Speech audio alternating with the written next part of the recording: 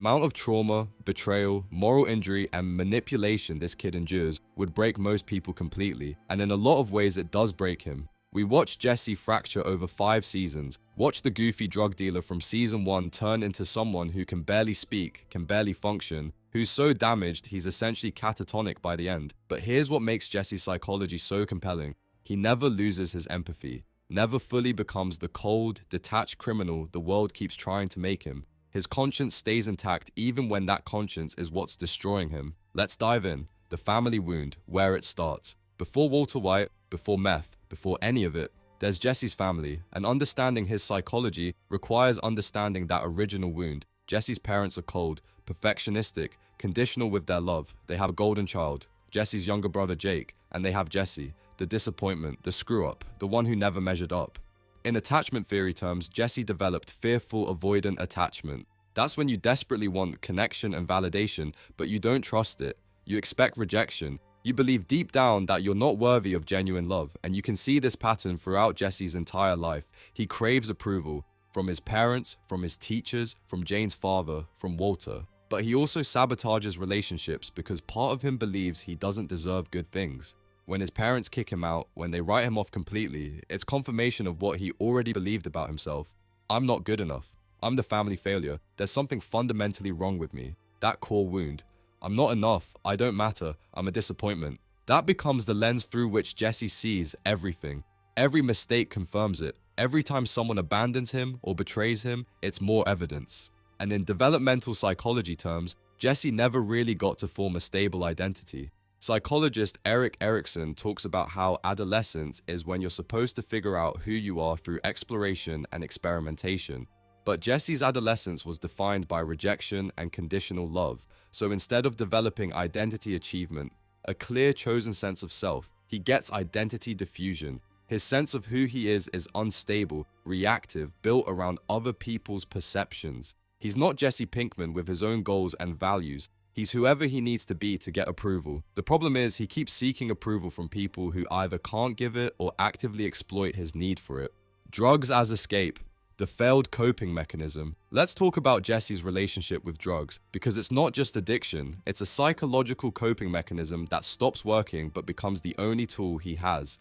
Jesse uses drugs to regulate emotions he doesn't know how to manage. This is what psychologists call negative reinforcement. Not using to feel good, but using to stop feeling bad. When the guilt is overwhelming, when the anxiety is crushing, when the grief is unbearable, drugs make it stop temporarily. They numb the psychological pain, create distance from feelings that are too intense to sit with. And for someone with Jesse's psychology, high empathy, intense emotional reactivity, poorly developed emotional regulation skills, drugs become necessary. They're how he survives his own internal experience. But addiction is progressive. What starts as occasional escape becomes daily necessity, becomes the thing that's destroying you while you're using it to survive.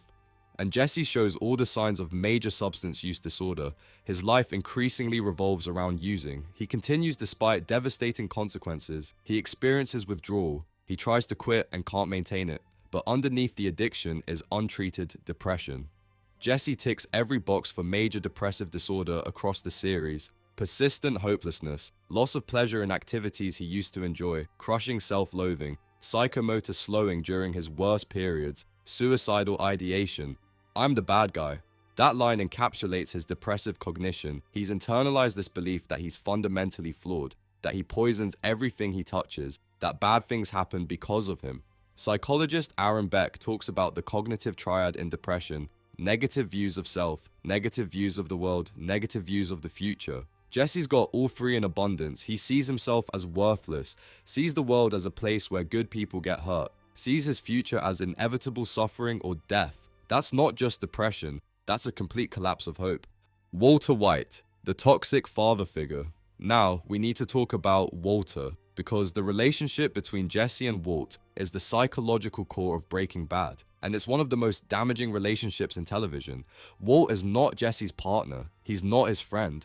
Walt is a narcissistic manipulator who sees Jesse as a tool, and Jesse, because of his attachment wounds, can't see this clearly until it's way too late. This is textbook trauma bonding. That's when you form an attachment to someone who's harming you through a cycle of abuse and intermittent reinforcement. Walt alternates between praise and degradation. Sometimes he's telling Jesse he's talented, capable, essential. Sometimes he's calling him an idiot, a junkie, worthless. This inconsistency is psychologically devastating because Jesse never knows which Walt he's going to get, and that unpredictability creates desperate attachment. Jesse tries harder to be good enough to earn the approval version of Walt. Just like he did with his parents, the pattern repeats, but there's more happening here. Walt engages in systematic gaslighting. He lies, manipulates reality, makes Jesse question his own perceptions. When Jesse suspects Walt of poisoning Brock, Walt manipulates him into doubting his own valid suspicions. That's not just lying, that's attacking someone's grip on reality. And for someone already struggling with self-worth and identity, gaslighting is psychologically fracturing. Jesse also shows classic codependent traits in this relationship. He takes responsibility for things that aren't his fault. He sacrifices his own well-being to maintain the relationship. He keeps going back even when he knows it's toxic. Why? Because Walt activates Jesse's core wound. Jesse's desperate for approval from a father figure, and Walt knows this, uses this, exploits it repeatedly. Watch how Walt pulls Jesse back in whenever he tries to leave, appeals to their partnership, tells Jesse he needs him, praises his skills, just enough warmth to override Jesse's survival instincts. This is intermittent reinforcement. Psychologically, it's one of the most powerful ways to create attachment. Not consistent reward, but unpredictable reward, like a slot machine. You keep pulling the lever because sometimes it pays off, even though mostly it doesn't. And Jesse's stuck in this pattern with Walt for years, being used, being manipulated, having his guilt weaponized against him, all while desperately trying to earn the approval that Walt only gives strategically. Moral injury, the conscience that won't die. Here's what separates Jesse from most people in the Breaking Bad universe. He has an intact moral compass, and in that world, that's a catastrophic vulnerability. Moral injury is the deep psychological damage that comes from violating your own ethical code. And Jesse experiences repeated, compounding moral injury throughout the series, killing Gale. That's the big one. Jesse knows Gale is a good person, knows he's just a chemist who got in over his head, and Walt manipulates Jesse into murdering him to save Walt's life. That's not just trauma from violence, that's being forced to betray your own values to protect someone who's manipulating you. That creates a wound that doesn't heal. After Gale, Jesse fractures. He can't live with what he's done, can't process it, can't integrate it into any narrative where he's not a monster, so he dissociates, throws money away at parties, stays high constantly, anything to not feel the weight of that choice. And it's not just Gale, it's every kid put in danger. Drew Sharp getting killed, Brock being poisoned, Thomas being murdered, Andrea being shot. Jesse's superpower is empathy. He feels other people's pain, can't distance himself from the humanity of victims, and in the meth world, that empathy is torture. Every child harmed because of the drug trade Jesse feels responsible for. Every death connected to their product he carries. He's absorbing guilt that would break most people while trying to function in an environment that demands he stop caring, and this is why he keeps trying to leave, rehab, leaving the business, running away. He knows on some level that staying means more moral injury, more violations of who he is, more reasons to hate himself. But Walt keeps pulling him back, and Jesse doesn't have the psychological resources to resist.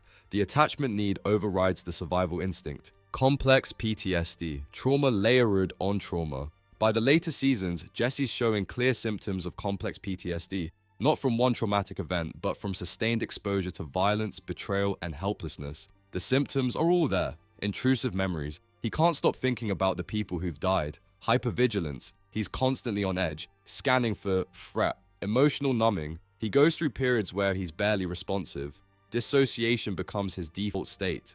During his worst periods, Jesse's not really there. He's shut down, going through motions. His consciousness has retreated somewhere safer while his body continues existing, and he's got a completely shattered self-concept. In healthy psychology, you have some stable sense of who you are. Jesse's sense of self is, I'm a murderer, I'm a coward, I'm the guy who gets people killed. That's not just low self-esteem, that's identity built entirely around shame and failure. And that kind of self-concept is incredibly hard to change because every new experience gets filtered through that lens. When something good happens, it's temporary or he doesn't deserve it. When something bad happens, it's confirmation that he's fundamentally wrong. There's no way to win psychologically when your core beliefs about yourself are that toxic. The empathy problem. Caring too much. Let's talk about Jesse's personality structure. Because what makes him tragic is that he's wired exactly wrong for the world he's in. In personality psychology terms, Jesse's high in several traits that make him vulnerable. High agreeableness in the compassion subdomain, he feels for people. High neuroticism, emotional reactivity. High openness to emotion. He doesn't have the walls that protect most people in criminal worlds. That combination means Jesse feels everything intensely. Other people's pain, his own guilt, the moral weight of his actions. He can't compartmentalize, can't separate business from personal, can't stop caring. And in the meth world, that's lethal, because the business requires you to dehumanize, to stop seeing users as people, to ignore the consequences of what you're doing, to prioritize profit over human cost. Jesse can't do that. Every overdose, every ruined life, every kid affected by the drug trade, he feels it, and it destroys him. Compare him to Walt. Walt can rationalize anything, can distance himself from consequences, can watch people die and tell himself it was necessary. He's got the psychological equipment for this world. Jesse doesn't. His conscience is intact and it's killing him. But here's what's beautiful about this psychologically. Jesse's empathy is also what makes him capable of growth in ways Walt never is. When Jesse sees suffering, he wants to stop it. When he realizes he's harming people, he tries to change. That's moral courage. It's not strength in the traditional sense. It's the refusal to become inhuman, even when becoming inhuman would make everything easier. The breaking points. When trauma wins. There are moments when Jesse completely breaks, not just struggles, but psychologically shatters. After Gail's death, he goes catatonic basically, just throwing money away, partying constantly, anything to not be present in his own mind. That's dissociation as survival. His consciousness can't handle what he's done, so it checks out. After Drew Sharp's death, he tries to give away his money, tries to literally throw it away because keeping it means profiting from a child's murder. The money becomes psychological poison he can't carry. When he realizes Walt poisoned Brock, something fundamental breaks, because that's not just betrayal, that's confirmation that the person he sacrificed everything for, the person he killed for, is the monster Jesse always feared he himself was. And by the time he's in that Nazi compound being enslaved to cook meth, Jesse's barely a person anymore. He's been so thoroughly traumatized, so completely broken down that he's just existing, surviving mechanically, all higher functioning shut down. That's what severe complex PTSD looks like at its worst, when your psychology has been so overwhelmed by trauma that only the most basic survival functions remain. Jane and Andrea, the relationships that could have saved him. Let's talk about the women Jesse loves, because Jane and Andrea represent what Jesse could have been if the world had let him. Jane sees Jesse, not as a tool or a disappointment, as a person with value, and for someone with Jesse's attachment wounds, being genuinely seen and accepted is psychologically transformative. With Jane, Jesse starts imagining a different future. They talk about leaving, about art, about things beyond the drug world. She activates hope in him. But Walt lets her die, watches her choke and does nothing. And Jesse never fully knows this, but on some level he internalizes that loss as his fault. People I love die. I bring death to people. Then there's Andrea, a good woman, a loving mother, someone who represents normalcy and possibility, and Walt has her murdered to control Jesse. Uses Jesse's capacity for love as a weapon against him. Both relationships show that Jesse's capable of genuine connection, of being soft and vulnerable and caring, but both end in trauma that reinforces his core wounds. Every time he opens up, every time he lets someone in, they die or leave. His attachment system learns, don't trust, don't hope, don't love, it only leads to loss. The captivity arc, total psychological collapse. The final season shows Jesse at his absolute lowest, enslaved by neo-Nazis, forced to cook meth in a cage, knowing Andrea was murdered because of him, knowing there's no escape. This is learned helplessness at its most extreme. Psychologist Martin Seligman's concept, when you're repeatedly subjected to trauma, you can't escape, you stop trying. You internalize that resistance is futile. And Jesse shows all the signs. He stopped fighting, stopped hoping. He exists in this dissociated state where he just goes through the motions of cooking because what else can he do? His PTSD is severe at this point. The trauma is ongoing. There's no safety to recover in. His nervous system is completely dysregulated. His sense of self is shattered. When he tries to escape and they kill Andrea in front of him as punishment, that's the moment Jesse fully gives up. Because now fighting back doesn't just hurt him, it kills people he loves, so he stops, becomes completely compliant, turns himself into a tool because being a tool is the only way to keep other people alive. That's not weakness, that's someone whose psychology has been so systematically destroyed that survival looks like total submission. The escape, choosing to live. When Walt comes back and creates chaos in the Nazi compound, Jesse has a choice. He could kill Walt, has every reason to, every justification, and he chooses not to. Not because Walt deserves mercy, but because killing Walt would mean becoming what the world's been trying to make Jesse into. A cold killer who acts on rage. Jesse choosing to walk away from that is psychologically significant. It's him refusing to let trauma have the final word on who he is, refusing to let the violence define him completely. And when he escapes, when he's driving away screaming and crying, that's not relief, that's the collapse of every psychological defense he's been holding up for years. The trauma finally has space to surface. He's free. But he's also devastated. The freedom doesn't undo the damage, doesn't bring back the people who died, doesn't erase what he's done or what's been done to him. He's alive. But survival isn't the same as being okay. El Camino. The road to maybe. El Camino shows us Jesse post-escape, and he's visibly traumatized, hypervigilant, flashbacks, trust issues, operating purely on survival instinct. But we also see him make different choices. He protects the kid at the vacuum guy's place, shows mercy when he could take revenge, chooses options that align with who he wants to be rather than who trauma made him. That's psychological resilience, not healing. That would take years of intensive therapy he's not getting. But the refusal to completely surrender to what's happened to him. He gets to Alaska, to the fresh start he and Jane talked about, and maybe he can build something there. Maybe not okay, but functional. Maybe not healed, but alive in more than just the biological sense. The movie doesn't give us closure because real trauma doesn't have closure, it just gives us possibility. The chance that Jesse might eventually figure out how to live with what he's carrying. What Jesse represents. Jesse Pinkman is the moral center of Breaking Bad, not because he's good, he's done terrible things, but because he never stops feeling the weight of those things. Psychologically, he represents what happens when someone with an intact conscience is trapped in a system that punishes conscience, when empathy becomes a liability, when caring too much gets you exploited and destroyed. His attachment wounds made him vulnerable to Walt's manipulation. His depression and substance use were failed attempts to cope with unprocessable pain. His moral injury came from being forced to violate his values repeatedly. His complex PTSD was the inevitable result of years of sustained trauma. But through all of it, he never became Walt, never lost his humanity completely, never stopped being capable of compassion even when compassion was what hurt him most. That's not weakness, that's profound psychological strength. The refusal to let trauma turn you into something unrecognizable. The maintenance of self even when that self is in agony.